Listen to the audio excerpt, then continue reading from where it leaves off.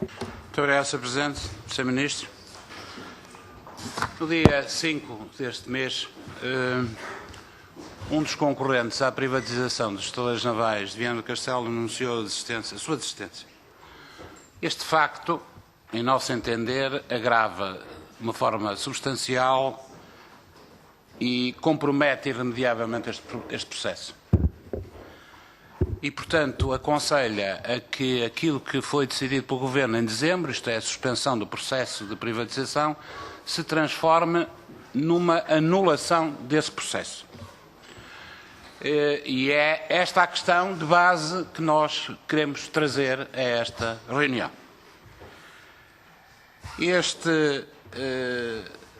Esta anulação do processo é exigida por várias razões. A primeira, a situação calamitosa a que foi conduzida a empresa. E a segunda, a transparência que é sempre exigível a um processo de privatização. Evitando que, no caso dos estaleiros navais de Viana do Castelo, se ocorra ou venha a ocorrer uma situação semelhante à que ocorreu no BPN.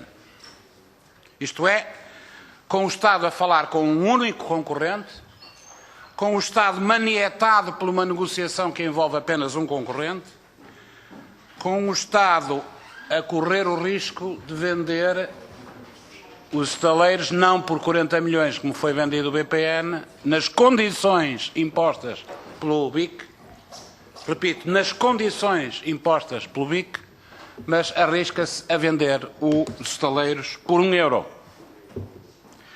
E, portanto, e uma terceira razão é o interesse do país. O interesse da economia regional e nacional, que naturalmente aconselha que seja criada uma nova filosofia empresarial, com uma nova administração pública, empenhada, eficaz, competente e eficiente.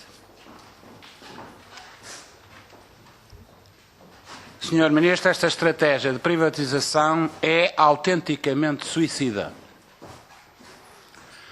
Repare, faz depender da privatização o arranque das obras dos asfalteiros, coisa verdadeiramente insuspeita, insuspeitada, mas que toda a gente sabe que é uma realidade. Confirmada, aliás, pela administração da Empordef e dos estaleiros com que nos encontramos na passada segunda-feira.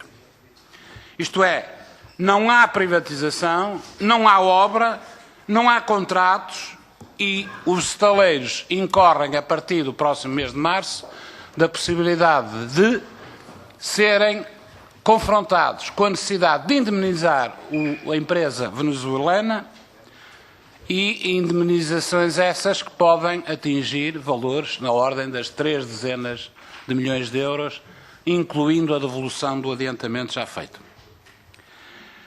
Mas não é só a obra para a Venezuela que está a depender da privatização por razões absolutamente inaceitáveis. É também tudo o que se passa naquela empresa, tudo. Desde a política comercial, que não existe, rigorosamente, e não existe porque nos dizem que está a decorrer o processo de privatização, até naturalmente à política de eventual contratualização de qualquer obra de execução de uma nova construção, pelas mesmíssimas razões, assumidíssimas pela empresa. Desde a política de obtenção de qualquer carteira de manutenção naquela empresa, basta comparar a carteira de realização de obras de manutenção no último ano e meio com as precedentes, para nós verificarmos a indigência daquilo que se está a fazer. Basta ver, comparar os números. O Sr. Ministro deve saber. Mas desde esta coisa até ao exemplo menor, é verdade pela sua dimensão, de um guindaste paralisado há 3 anos, comprometendo receitas dos estaleiros e comprometendo a atividade exportadora de uma empresa que funciona ao lado. Sr. Ministro, deixe-me utilizar este extremo, esta ideia. O Atlântida e o anticiclone são exemplos paradigmáticos de uma certa degradação macro nos estaleiros. Esta história do guindaste, se quiser, é o exemplo menor, mas igualmente paradigmático, igualmente simbólico daquilo que é a degradação completa a que chegou aquela empresa, a que deixaram chegar aquela empresa. E, portanto, é neste contexto que nós apelamos, exigimos, reivindicamos, utilize e interprete esta expressão da forma como entender, ao bom senso do Governo. E este bom senso passa por uma anulação imediata do processo de privatização, pela congregação dos meios financeiros, seja no Tesouro, seja na par pública, seja onde for, para arrancar com a obra dos dois navios, pela nomeação de uma nova administração. Ó Sr. Ministro, aquela administração já deu o que tinha a dar. Já deu o que tinha a dar.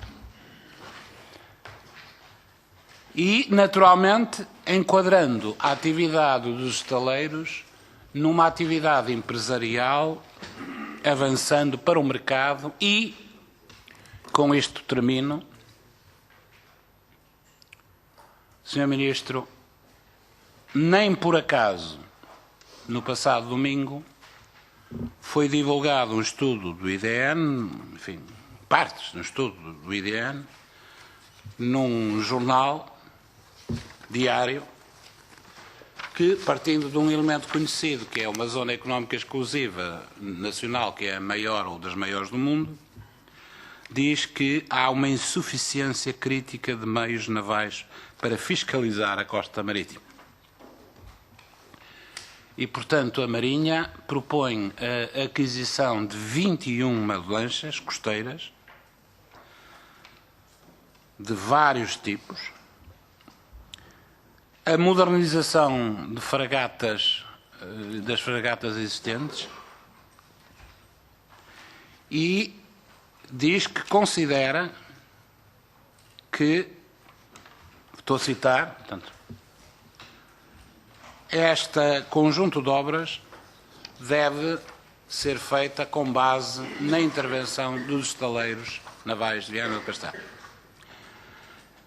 Diz que o investimento em submarinos é insuficiente para reforçar aquilo que considera serem os meios obsoletos, incapazes, atualmente existentes, cuja sustentabilidade é onerosa e a breve prazo, tecnicamente inviável.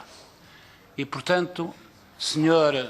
Ministro, tem aqui um campo de resolução daquilo que pode ser, num conceito e numa ótica empresarial, pública, uma nova atividade de estaleiros. Tem aqui uma via, não é a única, Sr. Ministro. Pode ser diferida no tempo. Pode ser invocada a ausência ou a dificuldade dos meios financeiros. Mas isto, ao lado com uma administração que seja de facto uma administração e não um conjunto de pessoas que parecem uma comissão liquidatária de uma empresa, sim. Eu julgo que tem campo para reverter este processo e colocar a empresa dos estaleiros navais ao serviço da economia nacional.